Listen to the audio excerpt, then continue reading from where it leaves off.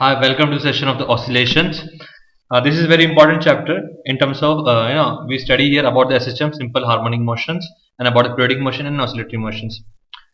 Let's start with the concept of periodic and oscillation motion. Periodic and oscillatory motion.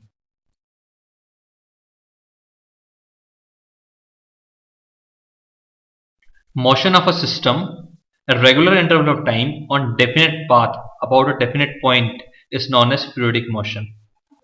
Motion of a system at regular interval of a time on definite path is known as periodic motion, right? For examples, uniform circular motion. हमने uniform circular motion पहले पढ़ रखा है. जो uniform circular motion है उसको हम क्या बोलते हैं? Periodic motion.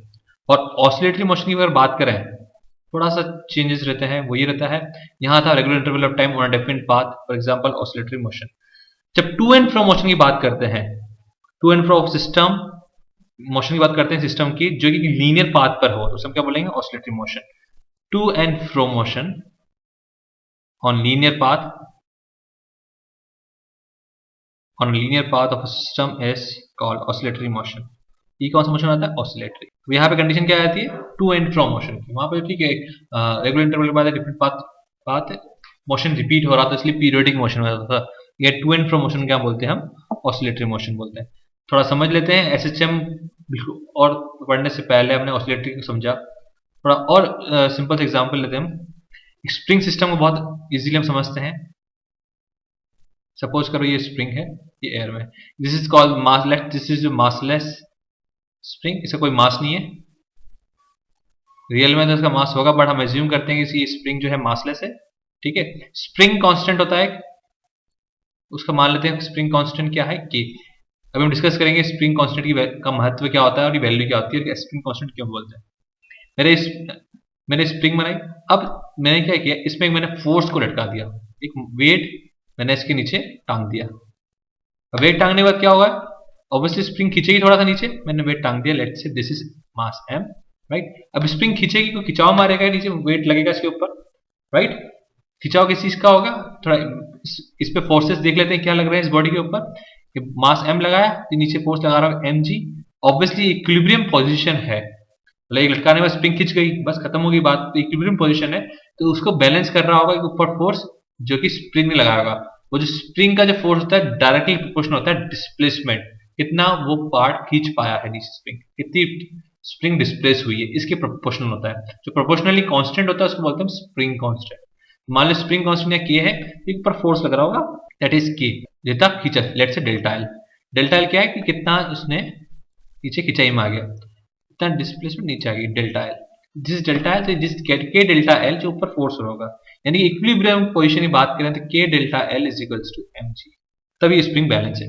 अब इस इक्विलिब्रियम पोजीशन पे मैं सिस्टम को थोड़ा सा हिलाता हूँ, ऊपर ले जाऊंगा या नीचे ले जाऊंगा. लीनियर पाथ की बात हुई थी, एक लीनियर पाथ है, हम डेविड न्यूटन लीनियर से इसको ऊपर ले जाए या थोड़ा सा नीचे करते हैं. लेट्स से कि मैं इसको थोड़ा सा डेविएट करता हूँ सिस्टम को, और इस सिस्टम को मैं थोड़ा सा और ऊपर ले जाता हूँ. मैं सिस्टम को और ऊपर ले जाता हूँ. मैंने ये स्प्रिंग बनाई. अब मैंने क्या किया, ये स्प्रिंग ऐसे नीचे लटकी हुई थी, ये फोर्स था, और यहाँ पे mg. मैंने क्या किया, इस सिस्टम से मैंने इसको थोड़ा सा ऊपर खींच दिया. लेट्स से ये ऊपर खींचा मैंने से y अमाउंट मैंने ऊपर खींच दिया. y अमाउंट ऊपर खींचने के बाद अब स्प्रिंग जो फोर्स लगा रही होगी, क्या लगा रही होगी इस पॉइंट पे. इस पे फोर्सेस देख लें क्या है. लेट्स से एक फोर्स फाइंड करते हैं. Let's take the positive direction, upward side मान लेते हैं. ऊपर पॉजिटिव साइड मानेंगे तो mg क्या हो गया? Minus mg. और जो स्प्रिंग फोर्स क्या रह गया? y कंप्रेस हो गया. डेल्टा एल टोटल खींचा हुआ था, डेल्टा एल माइनस y, तो हमारा हो गया k into delta L minus y. ये फोर्स रह गया. अब ये फोर्स हमारा आ चुका है जो कि इस टाइम इस बॉडी पे एक्ट हो रहा होगा. इस फोर्स देख लेते हैं, इस फोर्स से क्या क्या वैल्यू देता है और कैसे हम इस ऑसिलेटरी मोशन में पहुंचते हैं. इस फोर्स को हम लिख सकते हैं F is equals to minus mg plus k delta L minus K Y. हमने अभी देखा k डेल्टा एल और mg बराबर होते हैं उस वाले सेकंड वाले ग्राफ के अंदर जब हम इक्विलिब्रियम दिखाता था. फोर्स हमारे पास रह गया माइनस के वाई. क्या रहेगा? Minus K Y. इसका मतलब माइनस के वाई का मतलब यहां होता है कि कि ये फोर्स जो लग रहा है माइनस डायरेक्शन, यानी माइनस पॉइंट की माइनस या साइन यहाँ ये डिफाइन कर रहा है जिस डायरेक्शन में बॉडी को हमने मूव किया है उसके अपोजिट डायरेक्शन में फोर्स लग रहा है। यहाँ एक इंपॉर्टेंट बात आती है, मतलब मैंने बॉडी को ऊपर मूव किया तो फोर्स कहाँ लगेगा, नीचे लगेगा, नीचे मूव करूंगा फोर्स कहाँ लगेगा, ऊपर लगेगा, यानी कि बॉडी का फोर्स होता है इक्विलिब्रियम पॉइंट की तरफ लगता है। यहाँ से हम डिफाइन किया जहां डायरेक्शन में डिस्प्लेसमेंट होगा उसके अपोजिट डायरेक्शन में फोर्स लगा है। ये वाई क्या चीज है, डिस्प्लेसमेंट है of body from equilibrium position.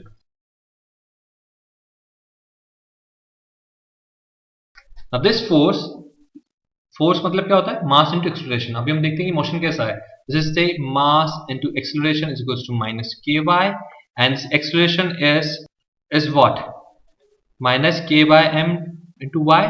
Acceleration हम डिफाइन करते हैं dv by dt, that is minus K by M by, और dv बाय dt को और आगे एक्सप्रेस करें y के टर्म्स में, मोशन क्योंकि y के टर्म्स में है, तो this is what d square y upon dt square equal to minus K by M to y। Let this k by m be, ये जो k बाय m है हम इसको डिनोट करते हैं let say omega square, let this k by m be omega naught square. अब इस हमारे डेफिनेशन से जो हमारा पॉइंट बचा वो बच गया d square y upon dt square equal to minus omega naught square to y। इसका मतलब therefore d square y upon dt square plus omega naught square y equal to 0। ये एक डिफरेंशियल इक्वेशन आ गई। इस डिफरेंशियल इक्वेशन का हम solution निकालेंगे तो हमें पता लग जाएगा कि हमारा इस ऑसिलेटरी मोशन का सॉल्यूशन क्या है। मैं आपको पहले बताता हूँ मैथमेटिक्स से, तो इसका सॉल्यूशन जो आता है वो आता है y1 equal to a1 sine omega naught t plus a2 cos omega naught t। Verify करके देख लेते हैं सॉल्यूशन को, dy1 बाय dt निकालते हैं तो आता है ये a1 omega naught cos omega naught t minus a2 omega naught sign omega naught t। दोबारा डिफरेंशिएट करते हैं इसको, D square pi by dt square, ये आ गया minus a1 omega naught square cos sine omega naught t minus a2 omega naught square cos omega naught t। ठीक है, अब इसके अंदर मैं ओमेगा नॉट स्क्वायर कॉमन निकाल लेता हूं, minus omega naught square common निकाला, अंदर क्या बचा a1 sine omega naught t plus a2 cos omega naught t, right. ये चीज बची, यहाँ पे था a1 sine omega naught t plus a2 cos omega naught sine t, यहाँ पे भी वही चीज सेम आ गई। इस साइन और कॉस फंक्शन है दो बार डिफरेंशिएट करने के बाद वैल्यू सेम आ जाती है। तो सिमिलरली यहाँ हम देखा ये आ गया, इसका मतलब D square of dt square, इस d square y upon dt square हमने देख लिया जो आया माइनस ओमेगा नॉट स्क्वायर, ये वैल्यू क्या है y1 की है। ये हमारी डिफरेंशियल इक्वेशन थी, राइट, ये हमारी डिफरेंशियल इक्वेशन थी। सो but this way you can say the solution of this differential equation is a1 sin omega naught t plus a2 cos omega naught t, right। अगर मैं a1 को a cos phi बोल दूं और a2 को a sin phi बता देता हूं, let's assume this, तो हमारा जो y1 t था वो क्या हो जाएगा, a cos phi sin omega t plus a sin phi cos omega naught t। ये वैल्यू आ गई हमारे पास। ये वैल्यू क्या होती है, ये sign A cos B plus cos A sine B, ये हमने मैथमेटिक्स पढ़ा था, इसकी वैल्यू होती है, तो सॉल्व करेंगे तो ये आ जाएगा A sine omega naught T plus Y, this is Y T. ये हमारे सॉल्यूशन आ गया इस इक्वेशन का। इस सॉल्यूशन इक्वेशन आने के बाद हम यहाँ देख सकते हैं कि इसमें जो कांस्टेंट है ए और पाई है। ए जो है वो एम्पलीट्यूड डिसाइड करेगा, यानी कि मैक्सिमम और मिनिमम वैल्यू इस ऑसिलेशन क्या होगी, ए एंड माइनस ए, यानी कि जो बॉडी मूव करेगी ए से लेकर माइनस ए के बीच में मूव करेगी। पाई एक कांस्टेंट हो गया, ठीक है, तो मोशन मूव करेगा, कहां से मूव करेगा, माइनस ए से ए तक मूव करेगा, क्योंकि साइन थीटा की वैल्यू मैक्सिमम -1 होती है, या मैक्सिमम वैल्यू 1 होती है, मिनिमम वैल्यू -1 होती है, राइट। तो इसका मतलब मैं एसएचएम की जब बात करूंगा, अब हम एसएचएम पे बात करते हैं, ये जो इक्वेशन आंसर आया ये इसको हम बोलते हैं SHM, this is the equation of SHM.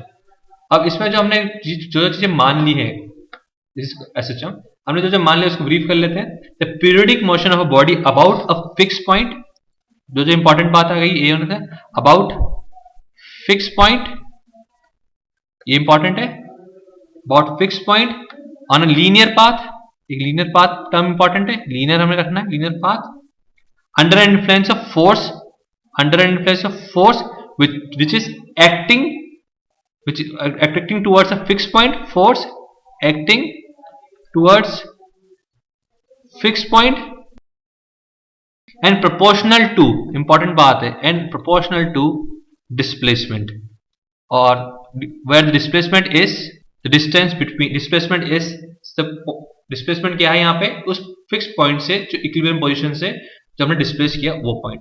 तो इसकी ये चीज जो होती है जब ऐसे सिचुएशन सारी मीट करते हैं बोलते हैं एसएचएम, सिंपल हार्मोनिक मोशन। इस केस में सिंपल हार्मोनिक मोशन होगा, उसकी जो आंसर होगा y equal to a sin omega T plus phi होगा। फाई कांस्टेंट है, ए बी कांस्टेंट है, ए से पता लगता है कि जो डिस्टेंस है माइनस ए से ए वेरी करेगा।